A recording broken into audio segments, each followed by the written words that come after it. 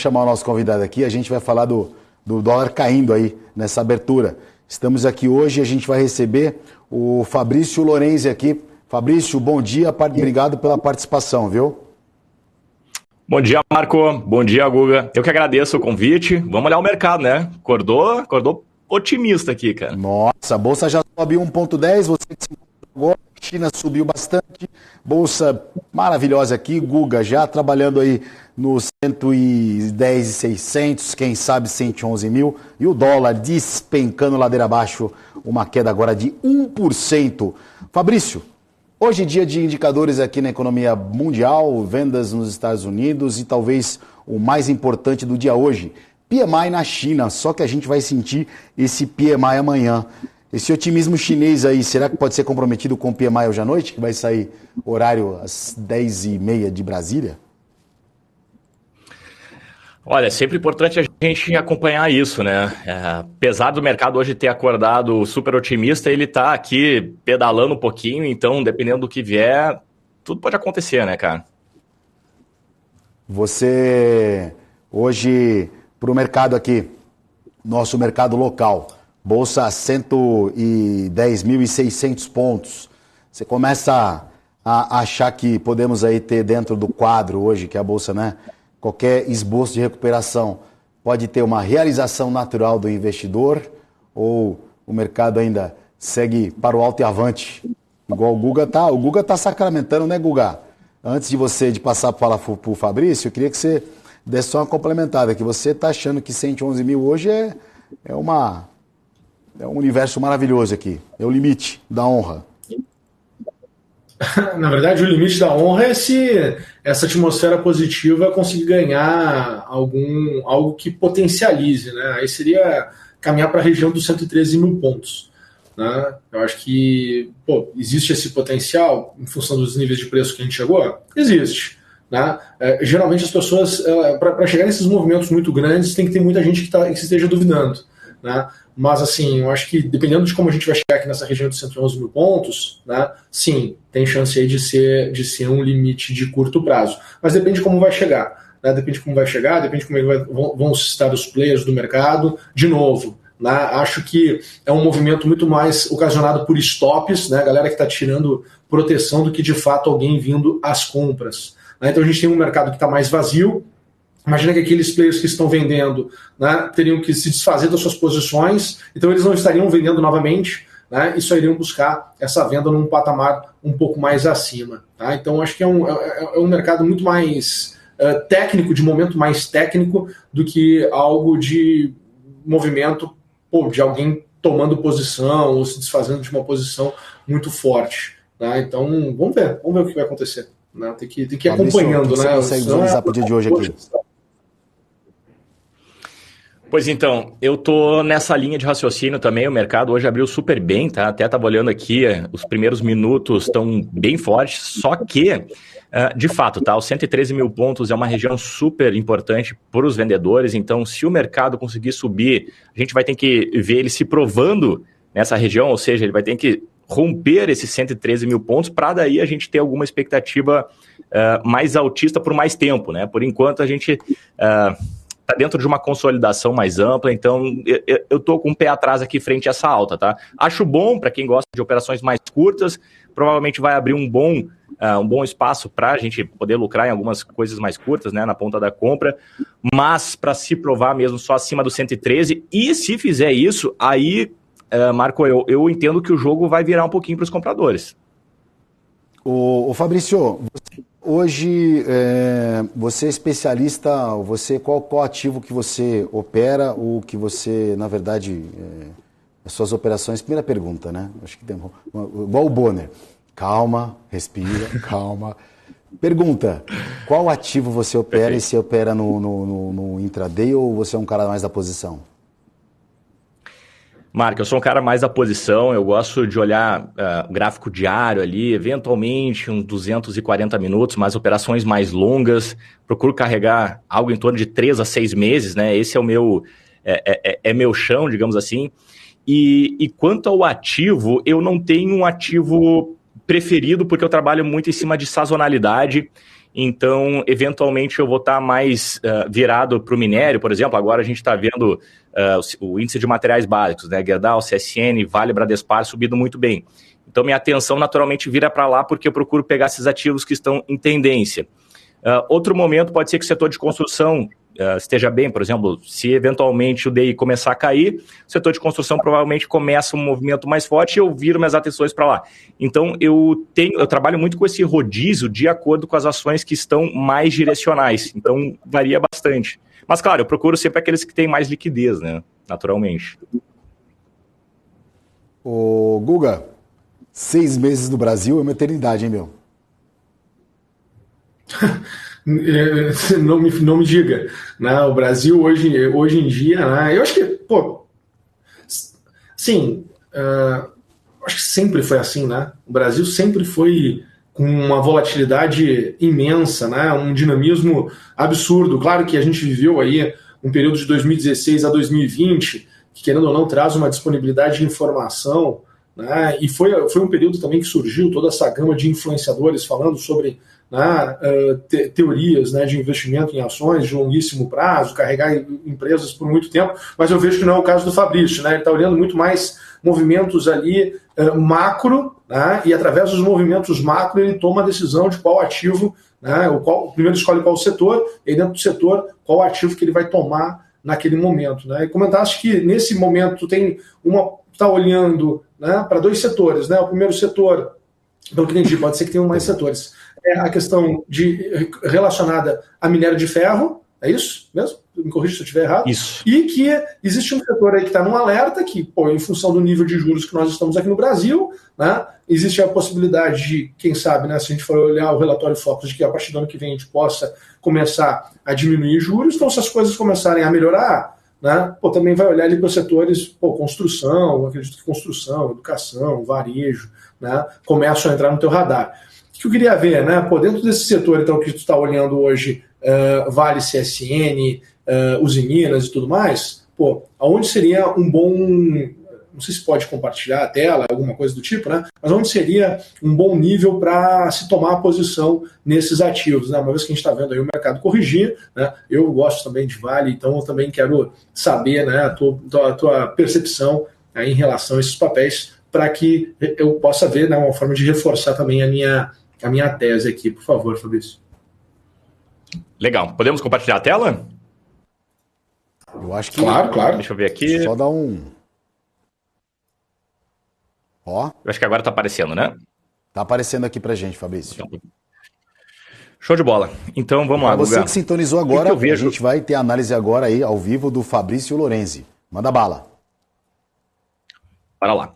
Bom, nós temos aqui primeiro ponto que eu olho para uma ação, para poder selecionar ela, para colocar lá dentro das minhas possibilidades de operação, é olhar para a tendência dela. Tá? Ela precisa estar dentro de uma tendência clara. Então, esse objetivo de pegar uma operação com uma duração de 3 a 6 meses é realmente para tentar surfar uma tendência. Né? Nem sempre a gente consegue, evidentemente, mas o objetivo é entrar no início de uma tendência secundária e surfar ela enquanto ela estiver acontecendo, e se isso acontecer nesse período, show de bola. O que eu tenho aqui na Vale? Bom, eu tenho esse papel em tendência de alta, o que é bom, né? E aí, eu preciso agora observar camadas mais baixas para ver se o que a gente está analisando aqui tem algum ponto de entrada. Olhando para a Vale, eu vejo que ela está fazendo um zigue-zague ascendente e eu vejo que ela está especialmente acima dessa região aqui, ó. Essa região, que é a média móvel de 200, ela me dá a noção de tendência primária, que é aquela tendência mais longa, né? Então, o fato da Vale ter conseguido fechar acima da tendência primária me chama muita atenção para operações na ponta da compra. Isso não acontecia basicamente desde junho, né? Então já fazia algum tempo que a Vale estava sem tendência. Claro que esse dia aqui a coisa ficou muito esticada, né? A gente poderia ter pensado numa compra de correção aqui, acho muito mais interessante, e ao meu ver essa operação está valendo. Tá? Ontem o papel ficou titubeando aqui, então um trader que quiser comprar a Vale aqui nesse patamar dos 80 com 40, para mim está super válido, pode deixar o stop abaixo da mínima, um stop realmente muito curto, tá? E surfar essa tendência. Eu gosto de utilizar um indicador stop ATR, né? Ele que vai me guiando nos preços, então o objetivo aqui é eu ficar comprado enquanto o stop ETR estiver abaixo dos preços, por isso que essa operação de 3 a 6 meses ela pode demorar, isso é ótimo, né, porque vai indicar que o papel está em tendência de alta e a gente está comprado nele, então eu pensaria algo nesse sentido. E se eu aumentar um pouco o gráfico aqui, eu vou ver que eu tenho uma resistência intermediária na Vale, sim, ali na faixa dos R$ 86,70, R$ 87, mas que já me daria uma boa distância aqui, né? Claro, não encerraria toda a minha operação, digamos que a Vale viesse nos próximos dias a bater nesse patamar. Não encerraria totalmente a minha posição ali, poderia pensar em fazer uma parcial, mas o objetivo maior mesmo é pegar aqui o topo do ano, né, na faixa dos R$ 98, R$ 100. Então, o grande benefício de entrar nessas operações é porque quando elas dão erradas, a gente vai tomar um stop de um candle pequeno, e quando dá certo, a gente vai estar pegando ali 5, 6, 7, 8 candles, dependendo de quanto a tendência nos fornecer. De quanto que é esse gráfico aí, Fabrício? Esse aqui é o gráfico diário. Diário. Então, se esse candle, se ele executar, mesmo que você falando em posições mais longínquas, 6 meses, se esse candle, ele acontecer um dia, vai estopar e um abraço. Eu stop. Até posso pensar numa nova posição mais para frente, tá, Marcos? Só porque é assim, né? Até para o pessoal entender.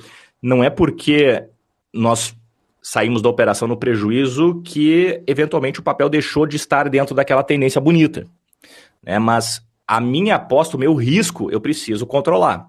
Então, sim, bateu ali no stop, eu saio. Se mais para frente tiver um novo sinal e a Vale mantiver dentro dessas condições de tendência de alta, eu penso em reentrar novamente, faço uma nova tentativa.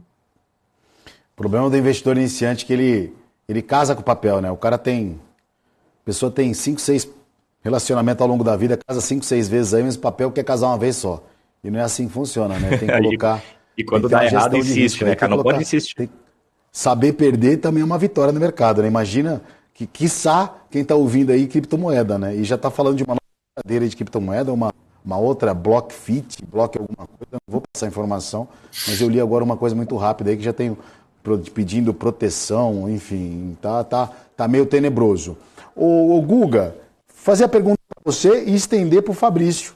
Como é que a gente faz para pensar num investimento numa variável se uma recessão nos Estados Unidos que tá não vai, tá em cima do fio, uma recessão é uma perda de 25% no valor de capital de qualquer ação que a gente está vendo na tela aqui, lá nos Estados Unidos, principalmente. Se confirmar a recessão, confirmada, o prejuízo é de 25%. Pergunta para você como faz e estender essa pergunta por Fabrício. O grande desafio do mercado é, né, tem assim uma expectativa, mas se de fato as coisas não se concretizarem, né, tu tem uma reação do mercado. Se de fato as coisas se concretizarem, tu tem uma outra reação do mercado. E aí é aquela questão do lidar com a incerteza, né? E para a gente conseguir lidar muito bem com a incerteza, bom, como economista comportamental, vou tentar explicar um pouquinho aqui de uma maneira mais... tentar ser simples, né? Para a gente lidar com a incerteza, o prêmio tem que ser muito bom. Então pensa o seguinte, para que tu abra mão, né, de usar o recurso no presente para tomar um risco, né, para uma expectativa futura, o prêmio tem que ser muito bom. Então a taxa de retorno, né, ela tem que ser muito atrativa. Se o quanto tem de potencial de ganho não compensar o risco pela incerteza, dificilmente as pessoas vão tomar posição. Então, por isso que quando as coisas meio que se confirmam, né, a gente tem uma desvalorização muito rápida dos ativos, né, porque as pessoas percebem que o retorno dos ativos não está compensando, porém, né, isso traz uma janela, uma distorção, né, uma janela de tempo que o preço fica tão distorcido que tu chega ao ponto de falar, puxa, cara, quer saber de uma coisa? Nesse preço, mesmo que não esteja dando lucro, faz sentido a gente tomar posição. Porque aí tu vai começar a olhar tudo que a empresa possui, né, de patrimônio, time, enfim, né, tudo que possa se redesenhar, se reconstruir. Não é à toa que nesses últimos anos que a gente vive aí um mundo mais mais conturbado, né, com mais eventos inesperados, como foi o caso da pandemia, depois da guerra que nós tivemos, né, da Ucrânia e da Rússia, que destravou toda essa questão de inflação que estava fora do radar de, assim, 95% dos analistas que a gente escutava, né? Então, assim, como a gente vem com esses eventos inesperados, né, acaba gerando, sim, essas janelas de distorções que faz sentido aí tu não olhar para a questão de retorno somente, mas sim pela questão de preço, né, pelas distorções que se teve. Então, se houver um evento aí de recessão, o que a gente tem que entender, né? Qual é o próximo nível de preço que faz sentido? Né? As pessoas, às vezes, elas ficam assim, não, já está precificado uma recessão, né? Já está precificado a alta de juros, já está precificado. Cara, bulhufas, né? Isso é porque as pessoas estão posicionadas e tu está falando com as pessoas que já estão posicionadas. Né? E um exemplo, assim, tem 2 exemplos que a gente teve muito claros, né, em relação a vantagens que dá para se tomar um determinado ativo quando se teve uma distorção muito negativa em determinado momento. Por exemplo, quando a gente teve o evento de Brumadinho da Vale, né, eu me lembro que muitas pessoas falavam ali com alguns gestores antes da abertura do mercado, e as pessoas, não, estou pronto para zerar minha posição, vou vender. Né? E vários deles, na hora que abriu, foi tão grande a distorção para baixo, que eles falaram, cara, não, eu não vou vender, eu vou comprar. Porque, na verdade, uma coisa é tu olhar, né, para o evento que estava por vir, antes de tu saber o novo preço que estava. No momento que tu tem um novo preço, né, se tu tem clareza do que de fato faz sentido ser feito, né, ou de fato tem ali uma percepção de quanto vale as coisas para ti, porque o valor é subjetivo, tu consegue tomar uma determinada posição diferente. Né? Tivemos isso em Brumadinho, tivemos isso ali no período da pandemia também, né, logo lá no início, depois naquele dia ali pós-carnaval, né, o pessoal chegando, todo mundo ali dos bloquinhos de carnaval, né, com uma bolsa abrindo já num patamar quase que de circuit break e fazendo com que tivesse ali uma transformação de comportamento ali de todo mundo. Então, se vier uma recessão, tu tem que saber, né, até que nível de preço faz sentido tu desfazer das suas posições para ter uma proteção de fato, né, e a que nível de preço faz sentido tu retomar aquele ativo, né, porque quando todo mundo se desistir do ativo, provavelmente ele vai estar num patamar de preço muito atrativo. Então, saber enxergar, saber rastrear isso, para mim é fundamental, né? Pelo menos foi isso que eu consegui aprender, né? Um pouco que eu consegui aprender aí nesses anos todos. Beleza. Ô, Guga, ó aqui, ó. Dá uma olhada, rapaz. Ó, Fabrício, ó. Você viu a diferença agora aqui? Ó, canequinha, rapaz, ó. Agora sim. Vocês estão tomando aí, vocês estão tomando isso aqui, vocês não sabem o que tem aqui. Aqui não tem água não, viu? Só para avisar, de manhã. É água, é água, é água, é água. Estamos de canequinha aqui agora. Ô, Fabrício, me fala uma coisa. É isso aí que eu perguntei pro Guga. Recessão, se tiver recessão, 25% é socar o bambu nas ações aí, esperar a queda, ou ficar pensando em ponto morto lá embaixo lá? Não ir às compras, como o Guga fala. Marco, então assim, falando de uma estratégia de um prazo maior, né? Eu sou um grande defensor de, enquanto trader, nós também atuarmos como investidores. E pensando nessa carteira de longo prazo, eu gosto de pensar sempre em um percentual, tá? Para diferentes níveis de ativos. Então, por exemplo, se eu sou um investidor um pouco mais agressivo, eu vou ter lá dentro da minha carteira 30% de renda fixa, 70% de renda variável, por exemplo, né? Que é arrojado. Mas vamos pensar nesse número. No mercado de queda, o que vai acontecer com essa carteira? A minha carteira de 70% vai diminuir, né? Então eu vou ter um balanceamento menor de ações e maior de renda fixa. Nesse caso, o investidor tem algumas opções, né? Eu sei que é muito sedutor a gente ter uma estratégia subjetiva, mas eu gosto de sempre saber o que fazer antes do acontecido, né? Para que eu não seja embebida em emoções. Por exemplo, quando o mercado começa a cair, se a gente tem uma estratégia bem definida, a gente vai começar a comprar, né? Vai começar a procurar por ponto de compra, vai pegar empresas que têm bons fundamentos, que está dentro da nossa carteira, e vai começar a comprar aos poucos. A gente não vai botar um all-in ali numa vez só, mas aos poucos eu acho interessante a gente ir comprando. Agora, se nós não temos uma estratégia clara, fica mais fácil das emoções nos contaminar, né? E aí no mercado de queda, onde eu deveria estar pensando em comprar, eu vou começar a vender. Isso é muito ruim, porque é o contrafluxo dos investidores, dos traders que costumam ganhar dinheiro na bolsa. Né? Comprar no momento que o mercado está barato é o mais lógico. Eu sei que é o mais difícil, mas é o mais lógico. Então, caso o mercado comece a cair agora, o meu pensamento vai ser, bom, vamos ver como é que vai estar o meu balanceamento de carteira, deixa eu ver agora na minha carteira de ações como eu posso fazer o rebalanceamento, daqui a pouco eu tenho que comprar um pouco mais de Equatorial, um pouco mais de Taesa, um pouco mais de Itaúsa, né? Ações que eu não preciso me preocupar nos próximos 5 anos ao mínimo, né? Claro, sempre acompanhando, mas aquelas ações bem robustas dentro da bolsa, e vou aproveitando essas oportunidades para comprar. Eu gosto muito de frisar que em mercados de baixa é ali que as pessoas conseguem fazer dinheiro, ali que os investidores conseguem fazer dinheiro, né? Porque eles estão comprando ativos muito bons a preços muito descontados, na média sim, não todas as ações, mas na média sim. Então é muito mais fácil para um prazo mais longo eu fazer dinheiro no mercado de baixa do que de alta, né? Só que a gente tem que ter um pouco de paciência, um pouco de parcimônia e entender que para o mercado virar demanda tempo, né? Mas frieza para pegar essas oportunidades.